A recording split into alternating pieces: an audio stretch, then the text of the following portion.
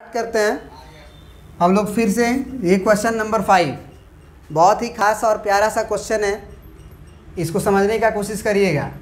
कह रहा है कि find the ratio in which the line segment joining A and B, A और बी को ज्वाइन करने वाला जो लाइन है, जैसे मान लो ए तुम्हारा कितना हो गया 1,-5 और बी तुम्हारा ये हो गया क्या -4,5।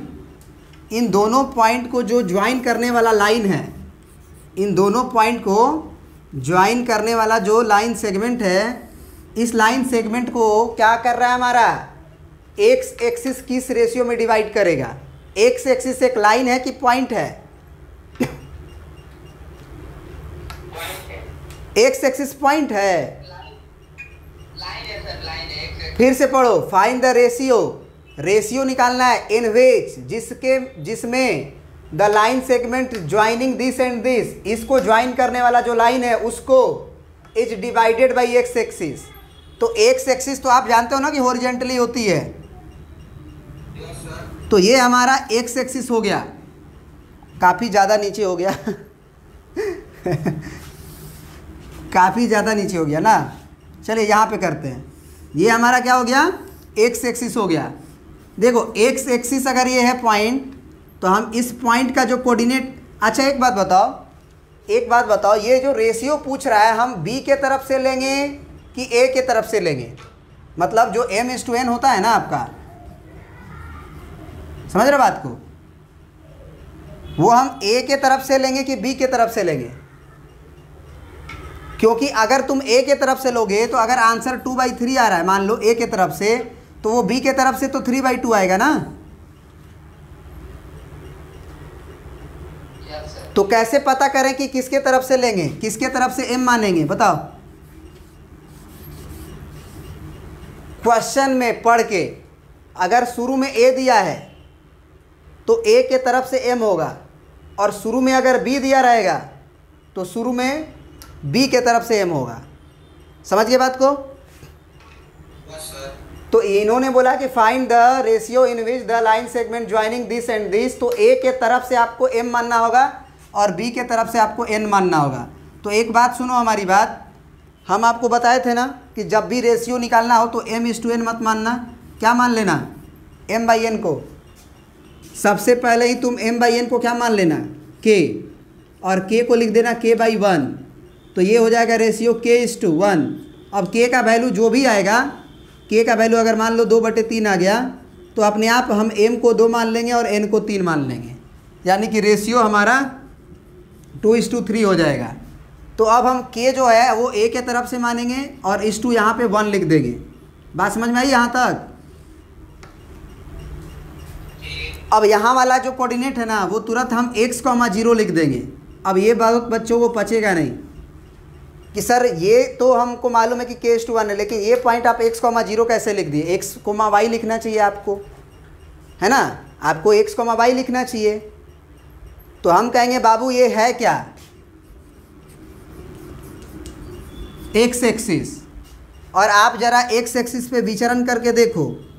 एक्स एक्सिस पे कभी भी घूमते हैं तो वाई में थोड़ी चले होते हैं, इसीलिए तो इस एक्स एक्सिस का इक्वेशन y = 0 होता है ना। लीनियर इक्वेशन इन 2 वेरिएबल में पढ़े थे कि एक्स एक्सिस का इक्वेशन क्या होता है y = 0, क्योंकि वहाँ y हमेशा x वेरी करेगा 1 2 3, y हमेशा ऊपर नीचे वाली डिस्टेंस 0 होती है।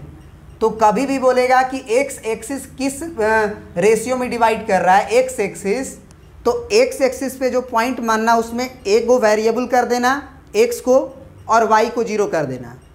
क्यों करोगे? क्योंकि भैया एक्स एक्सिस पे हम चलते हैं तो y कोऑर्डिनेट हमारी 0 रहती है, चाहे आप एक्स एक्सिस में कहीं चले जाओ। हाँ, x जरूर वेरी करेगा क्योंकि आप विचरण कर रहे हो, तो इसीलिए x को वेरिएबल की तरह यूज किए हो। समझ रहे बात को ना? चलिए, अब ये बात अगर आप समझ पा रहे हो तो एक काम करते हैं। हमको ये बोल रहा था कि एक्स एक्सिस किस रेशियो में बांट रहा है, तो k और 1 हमको निकालना है k का वैल्यू। आगे बोल रहा है कि also find the coordinate of the point of division, यानी कि ये जो पॉइंट ऑफ डिवीज़न आया P, इसका कोऑर्डिनेट भी हमको क्या करना है, निकालना है, मतलब केवल रेशियो ही नहीं बल्कि एक्स का भी वैल्यू निकालना है। तो चलिए सबसे पहले ज़रा बताइए के का गुना किस में होगा? अगर हम एक्स बराबर लिखेंगे तो बी में होगा ना, और इस 1 का गुना किस में होगा? ए में होगा ना। बोलो, तो x बराबर क्या हो जाएगा? x बराबर k इंटू, चलो बताओ, पहला एंट्री यूज किए हैं तो पहला पे टिक करने बताए हैं कि सारा पहला यूज होगा।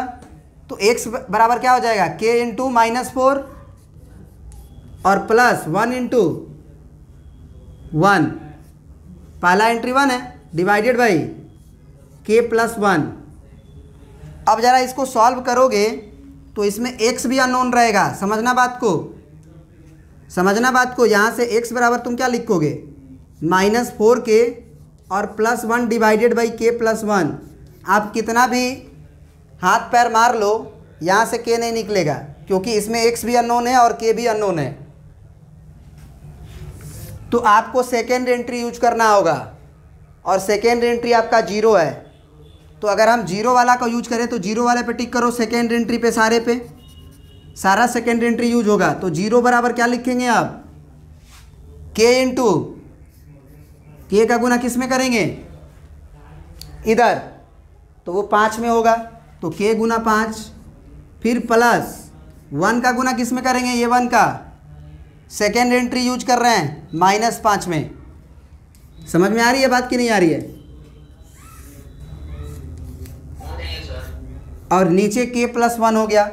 अब यहाँ से आराम से निकलेगा k, क्योंकि k प्लस 1 को हम 0 के इधर भेज देंगे तो 0 में गुना होगा तो क्या हो जाएगा उसकी कहानी? 0, और ये हो जाएगा 5k, और ये हो जाएगा -5, यानी कि ये 0 हो जाएगा। तो हम कह सकते हैं कि 5k - 5 जो है वो हमारा 0 आ गया। तो तुम बताओ k का वैल्यू क्या आ जाएगा? 5/5 आएगा। k का वैल्यू 5 उधर भेजेंगे, 5 से डिवाइड करेंगे, 1 आएगा। अब अगर k का वैल्यू 1 आ गया, इसका मतलब क्या था? कि मिड पॉइंट ही तो था ना, तभी ना 1:1 आ रहा है। बोलो, अब यहाँ से हमको x का कोऑर्डिनेट भी निकालना तो x बराबर क्या लिख देंगे? -4 गुना k का वैल्यू 1 आया है प्लस 1, और यहाँ से 1 प्लस 1, तो यहाँ से वैल्यू कितना आएगा? -4 और प्लस 1 कितना? -3 और बटे में 2, बटे में 2। समझ में आया? तो आंसर में हम क्या लिखेंगे? हमसे सबसे पहले रेशियो पूछा था, तो रेशियो में तो हम लिख देंगे कितना? 1:1 लिखेंगे ना। अब पॉइंट ऑफ डिवीजन क्या लिखेंगे?